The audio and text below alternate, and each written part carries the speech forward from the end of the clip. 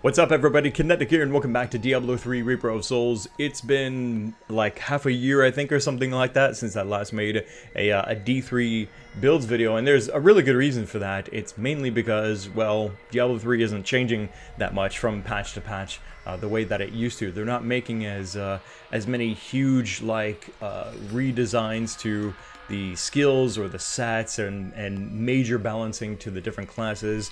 Not a lot of new sets are being introduced. Not a lot of new legendaries are being introduced either with new legendary powers, but they are continuing to work on the game, and the meta is shifting, particularly among like 4-man groups, who's, you know, going to be the most sought after for 4-man parties and stuff like that for seasons and for pushing ladders and stuff like that. So I don't really feel as much drive and motivation in trying to put together like hardcore in-depth build videos, but I still do want to talk about it and to kind of, you know, yeah, that's it, just talk about it, because I'm obviously a huge like Diablo fan. So if I can give myself an excuse to do it, then I will. So for these videos, like here in season 9 in this patch, I really just want to talk about each of the different classes, what are my personal favorite builds, why, what I think they're good for and stuff like that, and just chat Diablo related stuff. With this particular patch and well, this month in general, we're seeing a really cool like combination of things that Blizzard is putting together for Diablo fans. We've got of course new balance changes to skills, to sets and things like that, little things here and there. Got some new legendaries, but we've also got the graphical upgrade, the now DirectX 11 support, which makes everything look so much better in the game. I made a video about this a few weeks ago, maybe it was a couple months ago or something like that, and man, everything is just so sharp and crisp looking. Like you crank up the anti-aliasing and there's like almost no jaggies to be seen anywhere. It's really, really nice. Of course, we've also got the Darkening of Tristram, right? The Diablo 1 and Diablo 3 kind of fun event where they're sort of recreating, but not really. It's more of a celebration event than anything of Diablo 1 with the glorious retrovision, right? I highlighted that as well. So yeah, a lot of cool things are happening, I think, this month in D3. So it's a good time to come back and mess around and play. And I hope that these videos that I'm making of the different builds for the different classes will kind of give you an idea of maybe what you might want to try if you haven't already tried something like these builds for these different classes. Because for me personally, I have the most fun by playing all of the classes. I have 2 of every class maxed out to 70, plus more mules that are holding extra gear, and these guys are just packed full of so much freaking gear, and it's so much fun for me. That's where I get the most pleasure out of playing D3, and for that reason, the past couple of seasons, like, I haven't really been participating that much because I feel like I want to spend more time with non-seasons, and so for this season, I'm not playing season at all, actually. I'm just going to focus on non-season and just really tweak out my characters and try to hunt down ancients for, you know, all the classes, all the sets, all the builds and stuff like that. That to me is going to be like my future, I think, for Diablo 3 until Necromancer comes out, and then it's going to be like, ugh, Necromancer 24/7. That's going to be it. Seriously though, but for Barbarian, I've been looking at kind of like at what's been happening with them, particularly with the last season. We can look at the leaderboards, and Barbarian is enjoying like some of the most like diversity when it comes to the top performing builds, like and the sets that of course support them. For example, here we can see Chainer at number 1. He's rocking the Raekor set, which is still doing insanely good. Down at what is it, just here at number 3, we've got Arkael, who's doing the Leapquake Barbarian, and down here at 7, I believe, is the first guy in line to support the Whirlwind set at 7, right here on the Greater Rift climb, which is really, really cool. So that's 3 different builds, all within the top 10, and different variations of them probably as well. There might even be a 4th one here for all I know.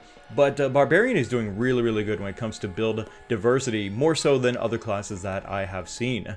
If you love playing ARPGs, and if you love playing Diablo like I do, then you really like just kind of farming for hours and hours on end to try and get really badass pieces, right? That's, no matter whether you're doing seasons, whether you're trying to race ladders or anything, that is the core of these most games, right? What you do is you grind your ass off and you're praying for your next awesome drop. And whether it's for greater rifts or whether it's for regular rifts, my personal favorite for Barbarian, and it was the same for Diablo 2, and it's crazy, I'm still playing this build so much.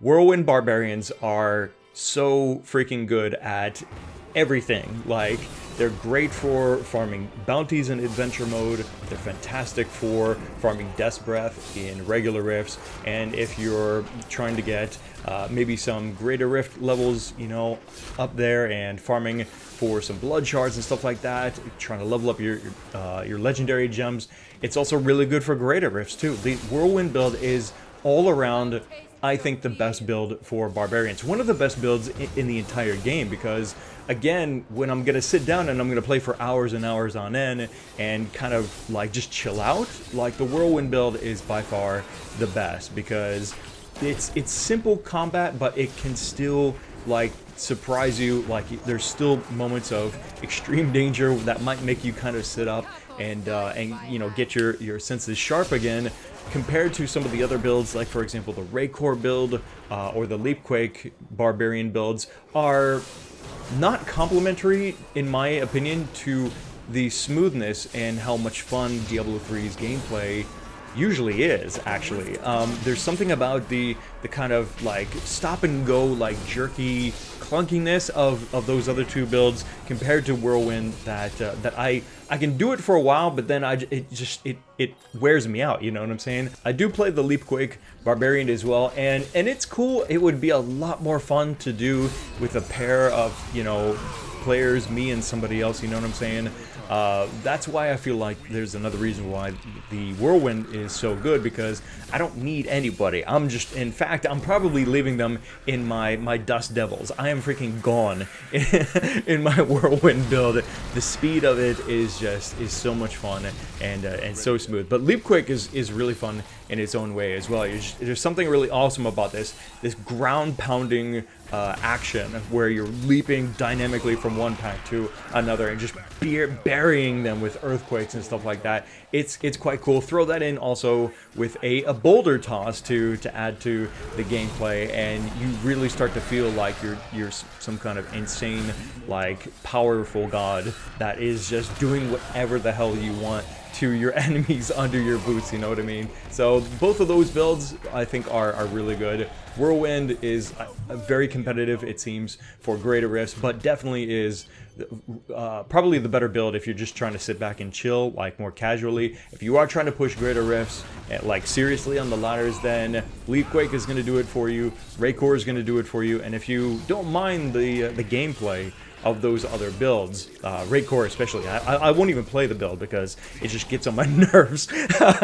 Honestly, I can't play Raekor, it drives me insane. And that's gonna pretty much wrap it up for this video on Barbarians and how they are, I think, in Season 9. Like I said, they're enjoying some of the best diversity among different builds with different sets, great different dynamics of gameplay there for whatever kind of suits your gameplay style. And yeah, just generally speaking, doing really well, I think, here in Diablo 3. If you want to see these builds for yourself, admittedly, like I said, I'm not putting any particular in-depth guides myself, but I can recommend, for example, Diablo Fans is a great source for looking up these builds. Even better than that, I think actually also is Icy Veins. You've got Dead's Head over there who's putting together an insane amount of guides for every build and every set, I think, and different variations, whether you're trying to push progression or whether you're just trying to speed farm. So I recommend, actually, probably more than